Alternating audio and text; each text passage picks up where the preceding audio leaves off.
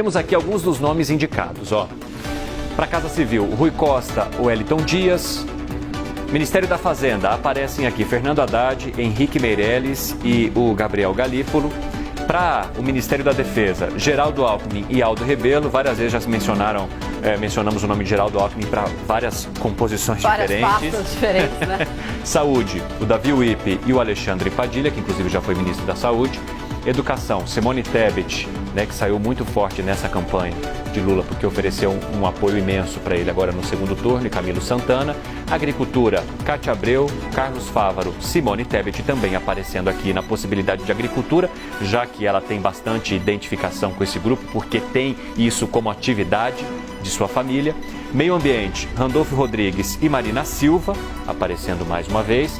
E Justiça, Silvio Almeida e Flávio Dino. Então vamos fazer o seguinte, dessa primeira parte aqui, ó, Casa Civil, Fazenda, Defesa e Saúde, a gente vai conversar com o Gustavo Uribe, porque ambos acabaram trazendo apurações. E a gente vai entender então agora de pouquinho em pouquinho com cada um. A partir de que você levantou esses nomes e quais são realmente as possibilidades mais certeiras ali, hein, Uribe? A partir de conversa, Cine, com a cozinha petista, com aqueles que têm dado as cartas e as sinalizações feitas pelo ex-presidente Luiz Inácio Lula da Silva. Para a Casa Civil, ele quer um gestor de confiança que já tenha sido governador. Ele fez essa indicação porque ele avalia que você precisa alguém com experiência para lidar com outros ministros e também para lidar com o Congresso Nacional e com outros governadores. A Casa Civil é o coração do governo, é aquele que dialoga para levar adiante programas, que dialoga para investimentos de recursos federais. Por isso que há dois nomes que são de muita confiança do novo presidente Luiz Inácio Lula da Silva. Primeiro, o Wellington Dias, que foi presidente do consórcio do Nordeste durante a pandemia do coronavírus. É um nome que tem bastante ascendência sobre congressistas no Congresso Nacional quando teve essa negociação e também tem uma boa relação com outros governadores do país. Tem o nome de Rui Costa, que também foi o governador do 4º maior colégio eleitoral do país, a Bahia, e que também tem experiência nessa área. Saúde, um ministério muito importante, vimos como foi a pandemia do coronavírus, e aí tem duas possibilidades. Davi Wip, que aí seria um aceno mais para o centro e um aceno um pouco maior a Geraldo Alckmin, que é o novo vice-presidente. Davi Wip foi secretário da Saúde de São Paulo, teve um papel importantíssimo durante a pandemia do coronavírus, sobretudo com a Coronavac, então seria um nome fazendo esse tipo de aceno. Caso não seja ele, Alexandre Padilha, que já tem experiência na área. E aí vem educação. Educação, houve umas sinalizações de Lula em relação a Simone Tebet. Quando, por exemplo, ele recebeu o apoio, ela disse que tinha muitas propostas de ensino integral.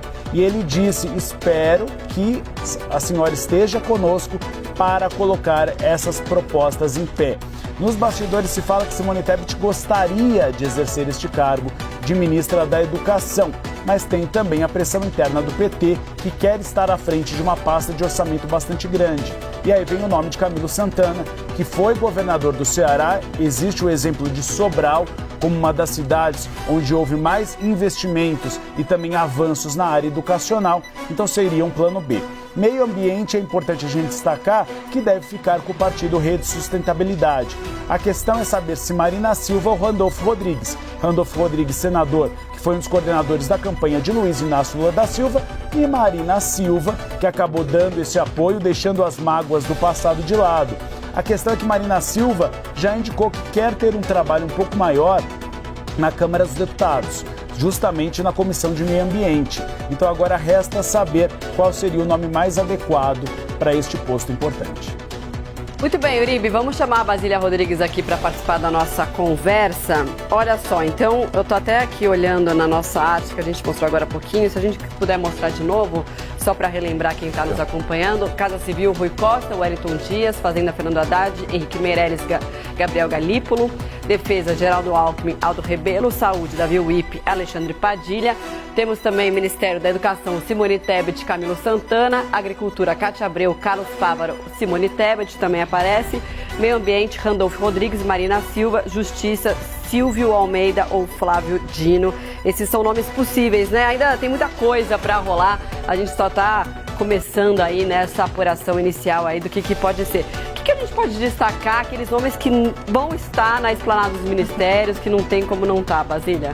A gente primeiro tem que destacar o modelo, né? Sempre que um presidente assume, antes de dizer quem são as pessoas que vão sentar na cadeira, ele refaz a configuração da esplanada dos ministérios. Isso aconteceu, por exemplo, com o presidente Jair Bolsonaro, quando ele reduziu o número de algumas pastas e criou o modelo dos superministérios. Então, a tirar pelas declarações do presidente eleito Luiz Inácio Lula da Silva e dessa cozinha do petismo, isso vai se desconstruir na gestão, nessa nova gestão de Lula. Será o fim, então, de vários desses superministérios, que nada mais é do que a junção de várias pastas dentro de uma mesma caixinha, o que, do ponto de vista administrativo, acabou gerando mais problema do que resultado na gestão de Bolsonaro, como, por exemplo, você ter a Fazenda e o Planejamento dentro de uma mesma pasta, e por isso se tornou Ministério da Economia. Houve também o fim do Ministério de Indústria, uma das principais cobranças aí do setor empresarial, dos investidores, de não ter mais um ministério dedicado a esta área industrial. Outra coisa também, o Ministério da Justiça e da Segurança Pública. No governo de Michel Temer, chegou a ter uma divisão, uma divisão destas pastas. Até, sim, tem um aspecto político de acomodação dos seus aliados políticos, mas tem também o aspecto gerencial, de você poder organizar melhor estes assuntos.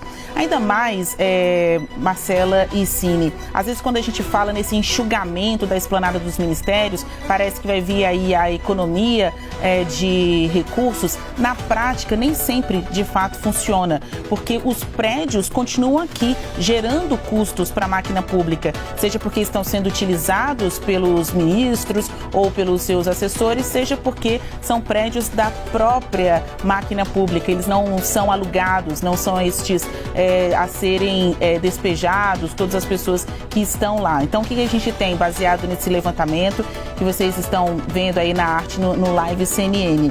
Uma dessas possibilidades é voltar a ter o Ministério da Segurança Pública. Vai ser um aceno a uma categoria, a um grupo que hoje é mais identificado com as bases eleitorais do presidente Jair Bolsonaro. Então, algo que era tão pedido desde o iniciozinho do governo Bolsonaro, ele fez cafés da manhã com a bancada da bala e sempre houve essa cobrança para ter uma pasta específica que tratasse de segurança pública. Isso poderá voltar a acontecer, teve no governo Temer, se desfez no governo Bolsonaro, mas poderá voltar a existir num governo Lula.